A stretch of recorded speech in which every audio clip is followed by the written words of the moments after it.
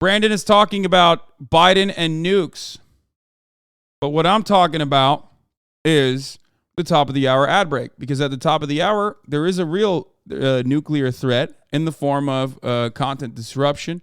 You no longer want to see those ads. All you need to do is subscribe, which you could do for $5 or for free with a Twitch Prime by connecting your Amazon Prime account to your Twitch account, where you get one free Prime subscription a month. Okay, we're getting into it. Okay, here's the 1 minute ad break now. Okay, there it is. First name, last name. Thank you for the 10. Barricade 73. Thank you for the 10, allowing 20 people to no longer see the ads. All right, I gave you the ad break. Let's get started. The latest on the war in Ukraine. Overnight, President Biden gave his first interview since the Russian counterattack on Ukrainian cities. The president giving his assessment of whether Putin might use a nuclear weapon.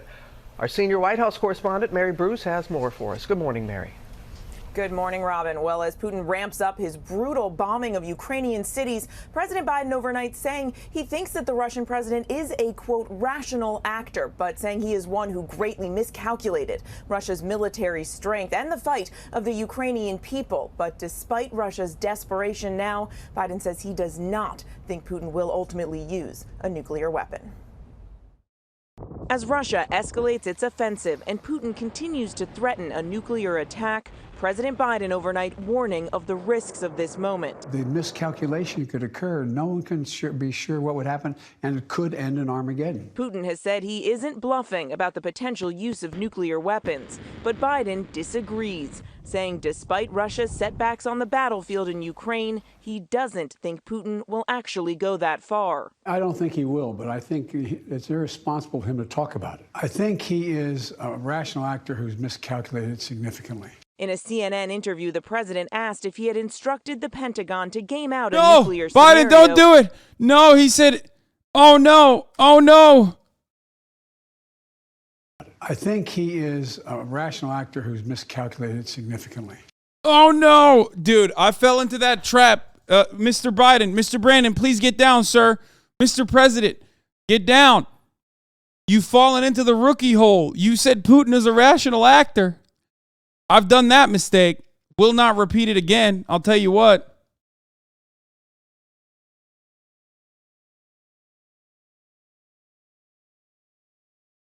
Classic rookie hole mistake from Brandon, okay? He's in the rookie hole, dude. He said Putin is a rational actor. In a CNN interview, the president asked if he had instructed the Pentagon to game out a nuclear scenario just in case. The Pentagon didn't have to be asked. The war in If he's wrong, as they're being vaporized, the last moments of civilization will be ripping Biden a new one over how wrong he was. Yeah, they'll be like, you got owned, sir. Meanwhile, he's up on fucking Air Force One, okay? He's towering over the nuclear mushroom clouds as he reads Twitter.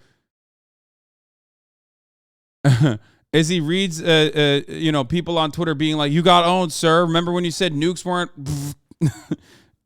vaporized? As I'm vaporized, I'm tweeting. I'm sending hit tweets. One last time, dude. One last dance.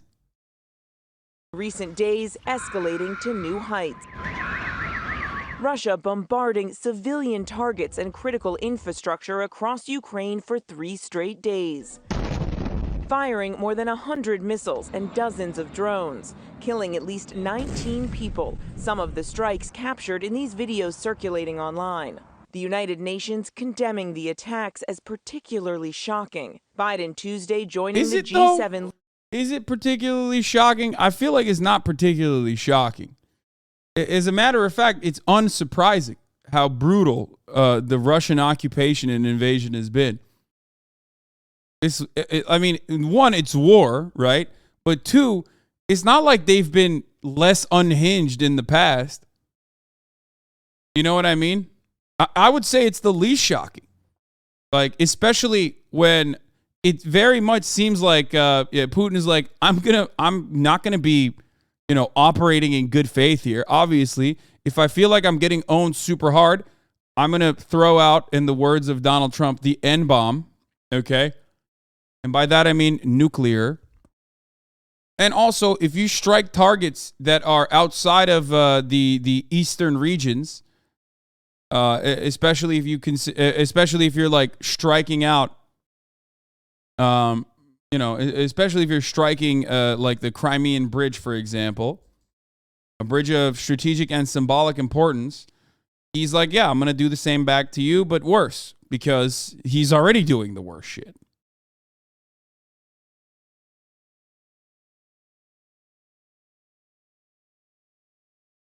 Anyway, let's continue. Leaders for an emergency meeting with Ukrainian President Zelensky. The allied leaders are pledging to stand with Ukraine for as long as it takes, but Zelensky's urging them to do more. Щит для України. Calling for more sanctions and air defense systems. The U.S. Tuesday sending 4 more longer-range missile systems, along with more advanced air defense systems from Germany. The big question now is, how does Putin get out of this? What is his off-ramp, as the president has said? Biden is the number one strategic target for Ukraine and a 100% a viable option to hit. Saying it's civilian is complete bullshit. Yeah, I mean, the retaliation for a bridge that provides logistical support for the war in a limited capacity, but more importantly is also a civilian bridge, is Putin saying, well, we're striking the power grid. You know what I mean? Which is bullshit. Like, what Putin is doing is fucking complete bullshit.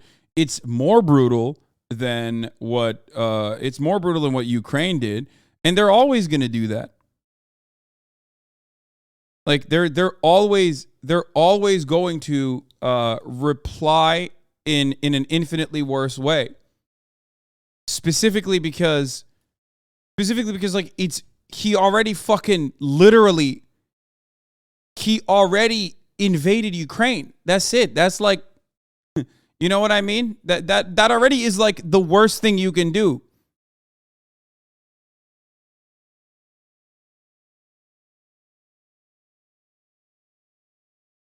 It's just the U.S. always replies in a more brutal way too. It's our playbook. Yeah.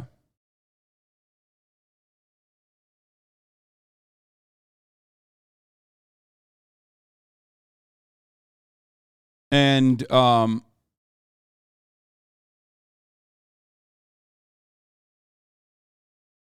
so that's where we're at now. They are the invading force. All of their actions are going to be violent. Exactly.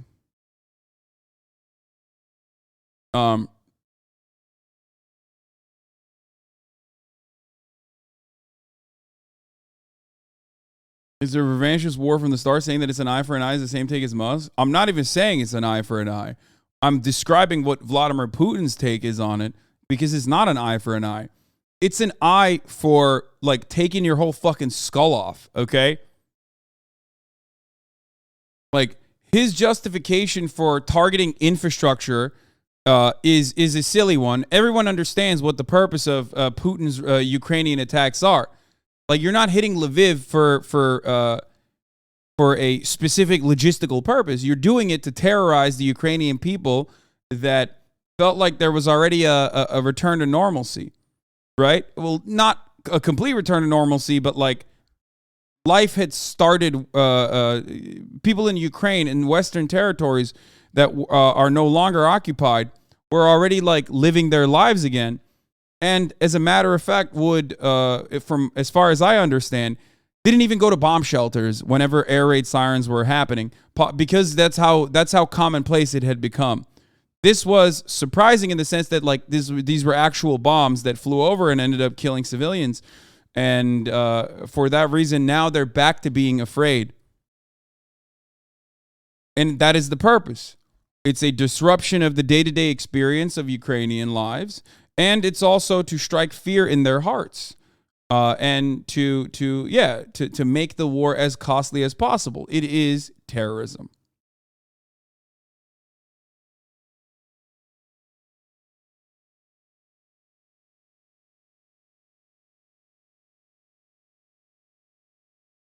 You know?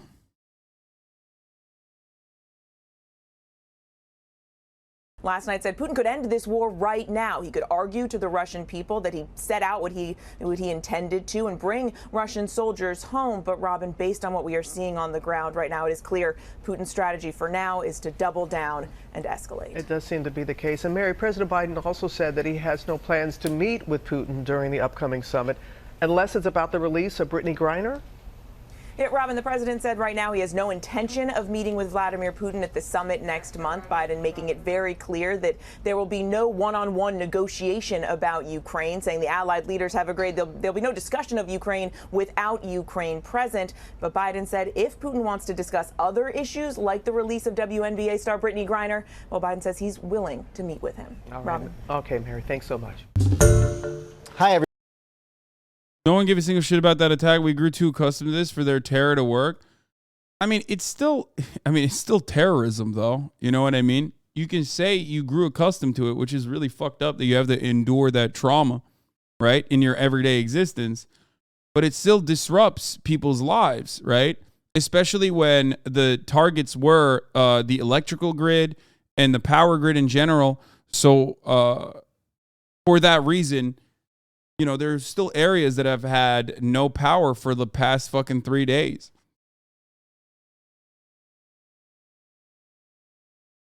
Right?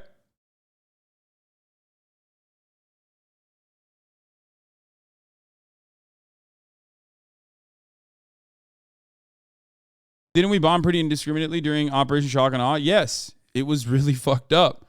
It was really fucking brutal, which is precisely why I always say, like, what Vladimir Putin is doing is American playbook shit. And when I say that, I mean that as a negative. For those of you who don't understand, I consider that to be awful, the worst thing you can do. You know?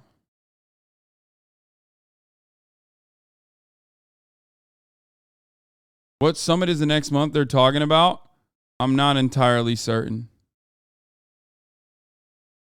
I mean, it's bad, but we definitely don't achieve whatever they want with those attacks, especially from that Ukraine has more air defense.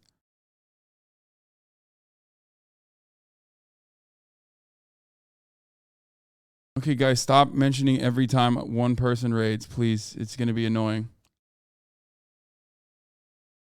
G20 summit. Ukraine also bombed in Russian Belgorod today, it seems. Am I wrong for thinking Ukraine killing civilians isn't good either? Of course you're not wrong for that. If you are anti-war, you're anti-war across the board. Like I have my, like, people. Thank you so much for. People in this community and people across the board are claiming that the Crimean Bridge bombing, which was a suicide attack, right? Like, which was a suicide bombing, is completely valid. It's a completely valid target. It's Russian occupied territory. Like, they should be able to do that. But I don't consider that to be an appropriate target either. And I understand why that is not considered an appropriate target.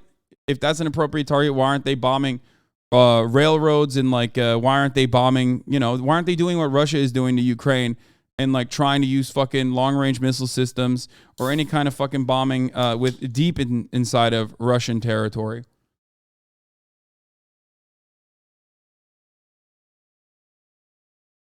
It is a bridge, I know.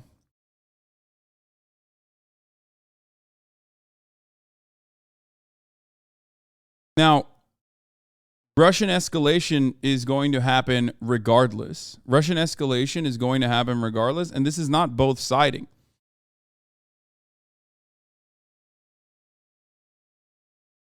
This is not a both side situation. One side is overwhelmingly bad. That side is Russia.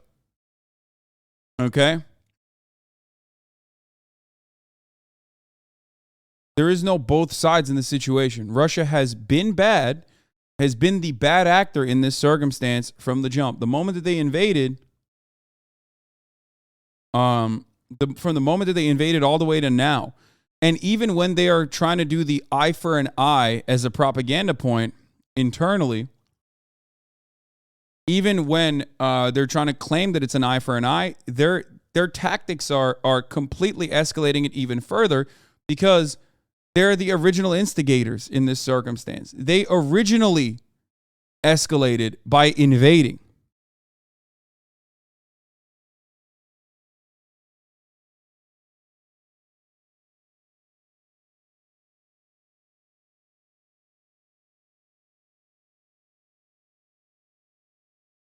So there is no both sides in that